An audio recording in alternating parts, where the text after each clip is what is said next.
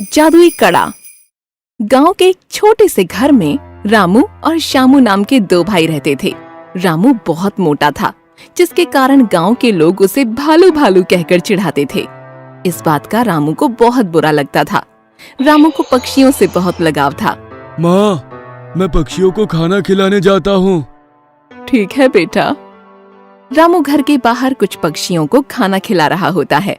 तब वहाँ चंदन और रमन आते हैं। देखो देखो, ये भालू कितना मोटा है। अरे भालू है तो मोटा तो होगा ही ना। दोनों रामू का मजाक उड़ाते हैं। रामू को बहुत दुख होता है। वो गुस्सा होकर वहाँ से चला जाता है। रामू को गुस्से में देख श्यामू उसका मजाक उड़ाता है। भाई, आप कितना मोटा होते जा रहे हो, बिल्कुल भालू लग रहे हो।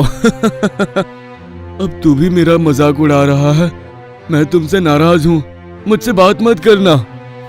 रामू रोते हुए वहाँ से चला जाता है। जब ये बात गंगा को पता चलती है तो वो श्यामू पर गुस्सा हो जाती है। श्यामू, तुम्हें शर्म नहीं आती? अपने बड़े भाई का मजाक उड़ाते हो। सॉरी माँ। उसे बुरा लगा है, चल माफी मांग उससे। भैया, मुझे माफ कर दो। रामू उसे माफ कर देता है। कुछ दिन ऐसे ही बीत जाते हैं। एक दिन रामू जंगल की ओर जा रहा होता है। तभी उसे झाड़ियों में फंसा हुआ एक घायल बाज दिखता है। अरे, ये बाज तो घायल है, इसकी तो पंख कटी हुई है। मुझे उसे बचाना होगा। रामू घायल बाज को अपने घर लाकर उसका इलाज करता है। चिंता मत करो बाज, तुम जल्दी ठीक हो जाओगे। कुछ दिन बीत जाते हैं और बाज पूरी तरह से ठीक हो जाता है। बाज ठीक हो गया है, अब इसे जंगल में छोड़ देना चाहिए। इसके परिवार वाले इसकी राह देख रहे होंगे। रामू बाज को जंगल में छोड़ने जाता है। रामू जैसे ही बाज को छोड़ता है तो अचानक बाज एक देवता का स्वरूप धारण कर लेता है। प्रभु, ये कैसी लीला है? क्या आप मेरी परीक्षा ले रहे थे? नहीं रामू, दरअसल मैं बाज बनकर सृष्टि का भ्रमण करने के लिए निकला था, लेकिन कुछ राक्षसों को इस बात का पता चल गया और उन्होंने मुझ पर पीछे से हमला करके मुझे घायल कर दिया था। पर तूने समय पर आकर मुझे बचा लिया। यह तो मेरा कर्तव्य है प्रभु। मैं तुमसे अति प्रसन्न हूँ। मैं तुम्हें कुछ देना चाहता हूँ। देवता रामू को कड़ा देते हैं। ये कड़ा मैं तुम्हें भेंट करता हूँ। शुक्रिया प्रभु। आयुष्मान भव। इतना बोलकर देवता वहाँ से अदृश्य हो जाते हैं। फिर रामू देवता का दिया कड़ा पहनने की कोशिश करता है, पर रामू बहुत मोटा था, इसलिए उसके हाथ में कड़ा फिट नहीं हो रहा था। भगवान ने कड़ा तो दे दिया, पर इस कड़ा का मैं क्या करूं? अगर मैं पतला होता तो ये कड़ा मेरे काम आता। इतना कहते ही रामू अचानक पतला होने लगता है। अरे, ये क्या हो रहा है? मैं पतला कैसे हो रहा हूँ? जादुई कड़े की वजह से रामू अब पतला हो चुका था। ये कड़ा सचमुच जादुई लगता है। शायद भगवान ने कोई अच्छे काम के लिए मुझे ये दिया है। फिर रामू अपने हाथ में कड़ा पहनकर खुशी खुशी जंगल से घर जाने के लिए चल पड़ता है। रास्ते में उसे चंदन नजर आता है। अरे, ये तो चंदन है। जब मैं मोटा था तब इसने मेरा मजाक उड़ाया था। अब मैं इसे मजा चखाऊंगा। रामू जादुई कड़े से कहता है, हे जादुई कड़े, इस चंदन के बच्चे को भालू जैसा मोटा बना दे। रामू के कहते ही चंदन मोटा हो जाता है। अरे, अचानक मुझे ये क्या हो गया? मैं इतना मोटा कैसे हो गया? चंदन को मोटा देखकर रामू खुश हो जाता है। क्या रे मोटे, कैसा है? रामू, तू इतना पतला कैसे हो गया? ये बात छोड़, पहले तू बता, तू भालू जैसा मोटा कैसे हो गया? भालू भालू। चंदन को भालू भालू बोलकर रामू जोर जोर से हंसने लगता है। अब पता चला भालू किसे कहते हैं। अपने आप को मोटा देखकर कैसा लग रहा है गेंडे? अब चंदन को मोटा देखकर रामू उसका मजाक उड़ाने लगता है। चंदन उदास होकर वहाँ से चला जाता है। थोड़ा आगे चलने पर रामू को रमन नजर आता है। इस रमन के बच्चे ने भी मेरा बहुत मजाक उड़ाया था। मैं इसे नहीं छोड़ूंगा। रामू जादुई कड़े से कहता है, हे जादुई कड़े, इस गधे ने मुझे बहुत सताया है, इसलिए अब इसे गधा बना दो। रामू के कहते ही चंदन गधा बन जाता है। अरे, मैं गधा कैसे बन गया? मेरे साथ ये क्या हो गया?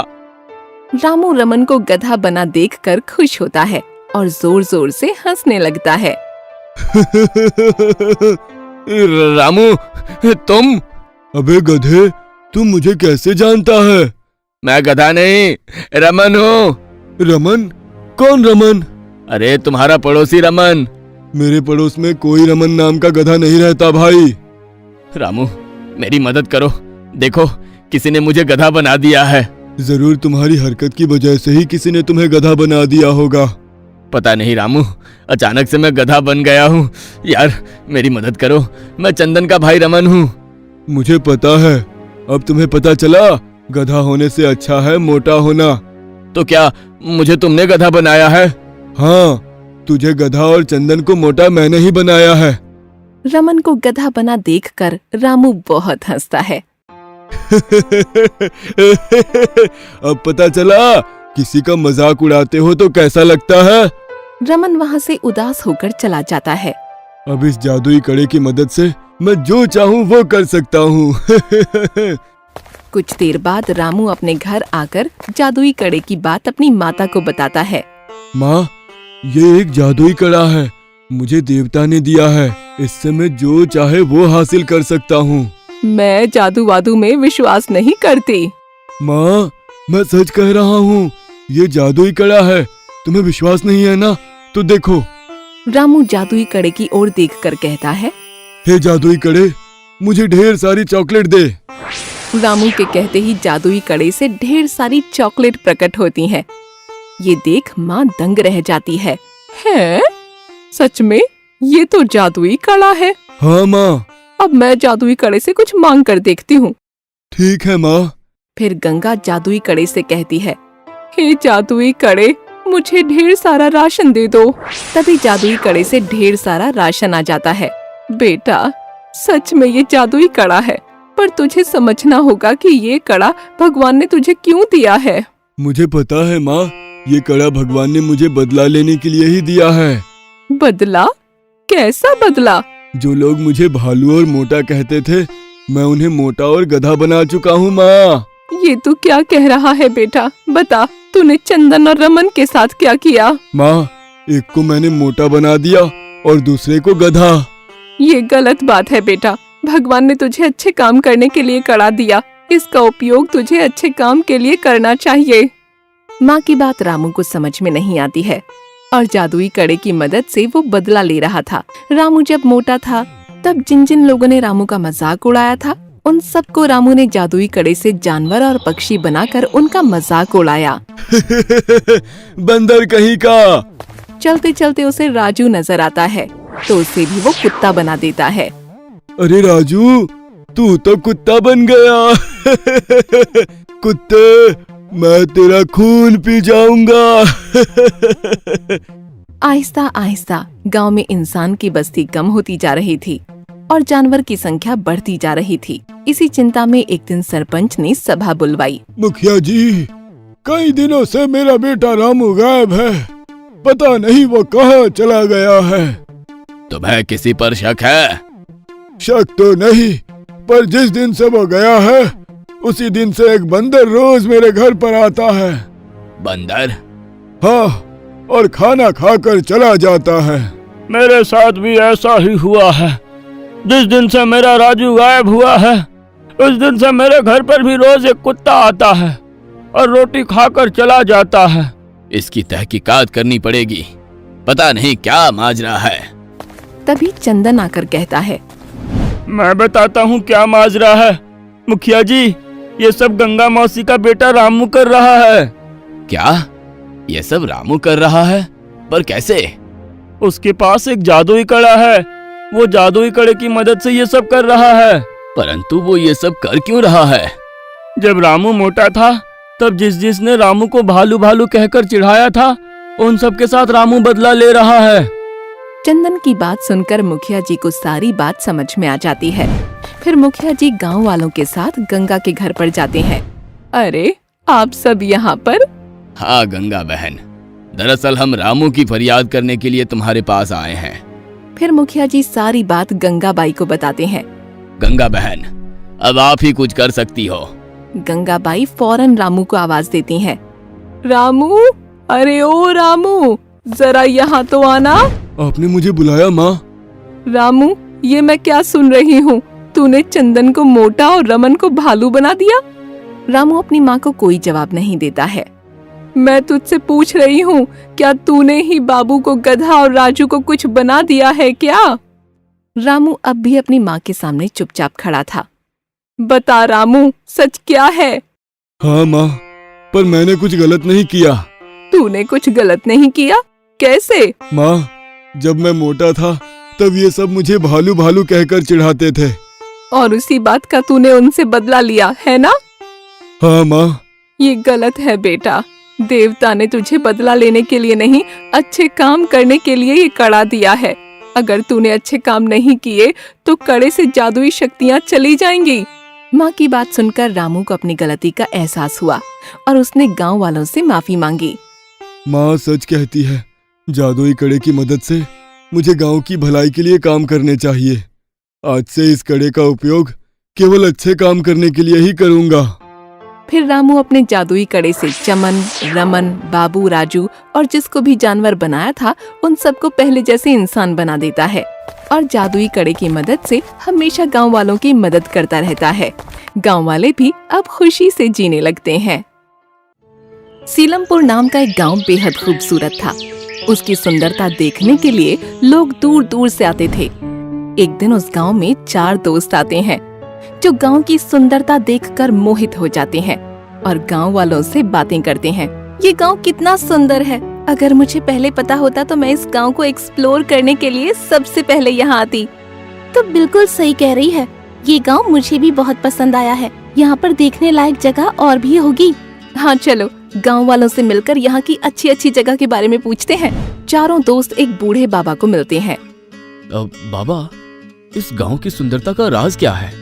और यहाँ कुछ ऐसी जगह है जो हमें देखनी ही चाहिए। हाँ बेटा, तुमने इस गांव में जो भी देखा है, मेरे हिसाब से तुमने कुछ नहीं देखा है। यहाँ पर घूमने के लिए बहुत सारी जगह है। बाबा से घूमने लायक जगह का पता लेकर चारों दोस्त घूमने जाते हैं। तब उन्हें एक खंडहर दिखाई देता है। वो देखो, वहाँ एक खंडहर है। चलो उस खंडहर के अंदर जाते हैं। नहीं यार, ऐसी जगह पे मुझे बहुत डर लगता है। इसमें डरना क्या? चल, मैं तेरे साथ चलती हूँ। जैसे ही चारों दोस्त खंडहर में जाते हैं, उन्हें एक खुफिया रास्ता नजर आता है। दोस्तों, ये कोई खुफिया रास्ता दिखाई दे रहा है। चलो अंदर चलकर देखते हैं। सोनिया डर रही थी, फिर भी दोस्तों के साथ वो खुफिया रास्ते से अंदर जाती है तो उन्हें एक जंगल दिखाई देता है। अरे, ये तो जंगल है। चलो जंगल में चलते हैं, बड़ा मजा आएगा। सोनिया, डरो नहीं, हम सब तुम्हारे साथ हैं। सोनिया को डर लग रहा था, फिर भी घूमने के लालच में वो अपने दोस्तों को मना नहीं करती और चारों दोस्त जंगल में प्रवेश कर जाते हैं। वाह यार, ये गांव तो हमारी सोच से भी ज्यादा सुंदर निकला, है ना दोस्तों? हाँ, गांव में जंगल का रास्ता मिला और जंगल में ये पहाड़, नदियाँ और यहाँ की खूबसूरती।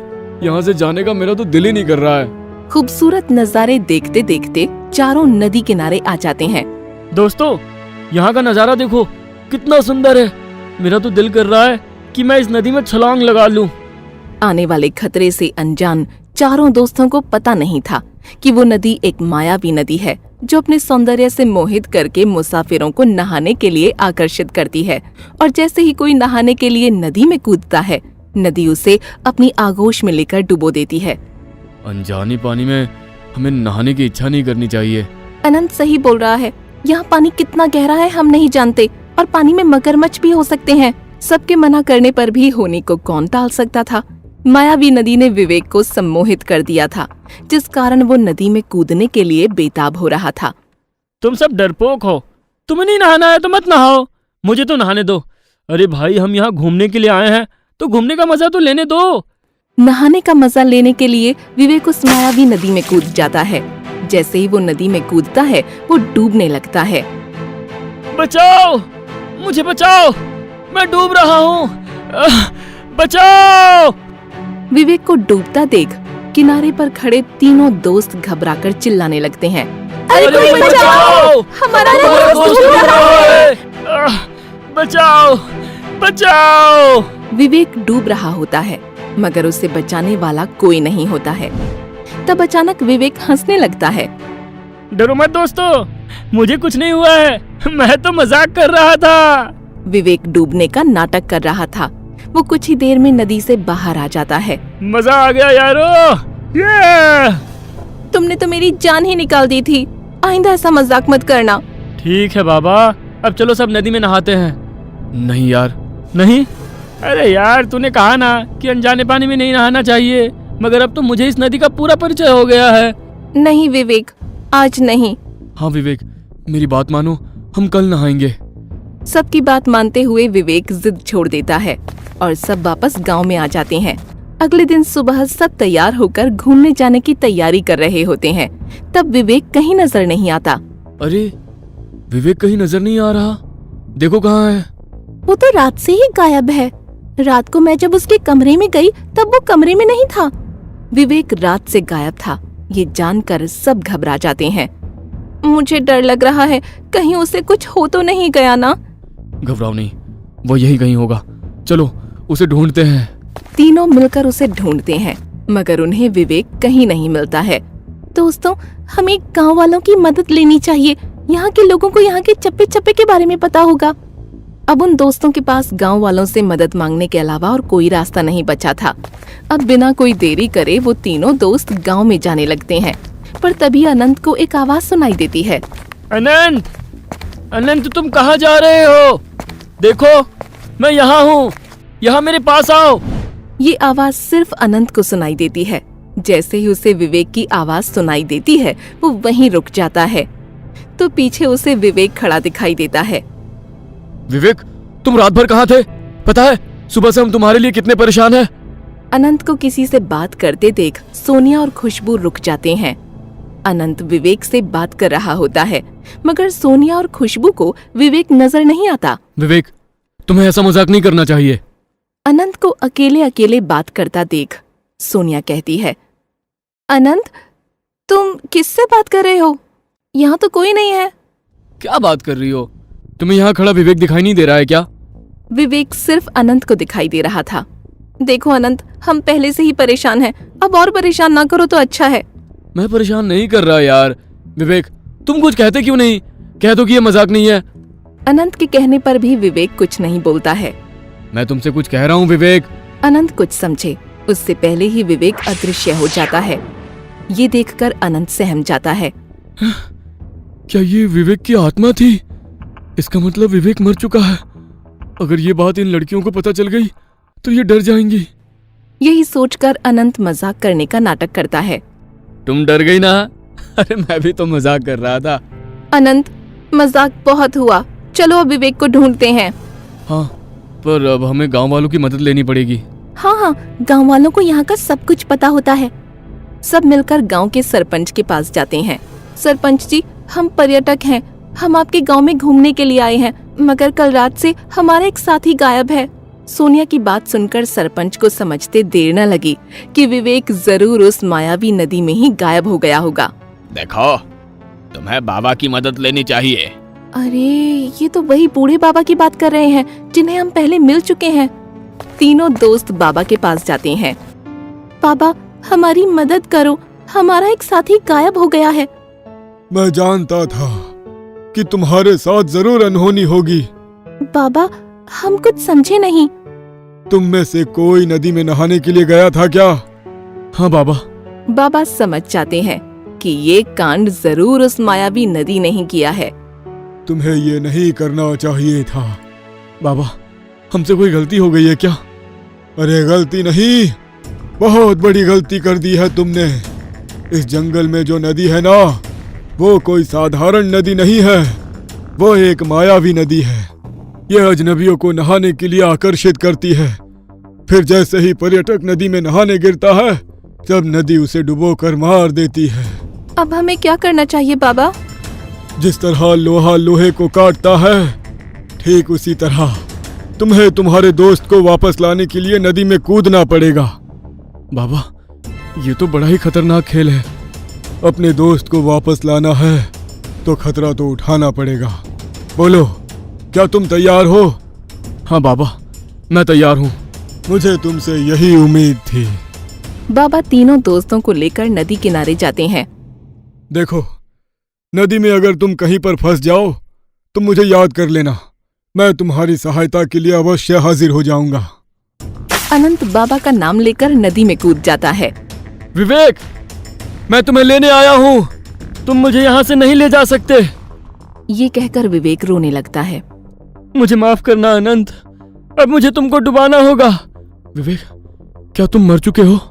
हाँ, मैं उसी दिन मारा गया था, मगर तुमने तो कहा था कि तुम हमारे साथ मजाक कर रहे थे।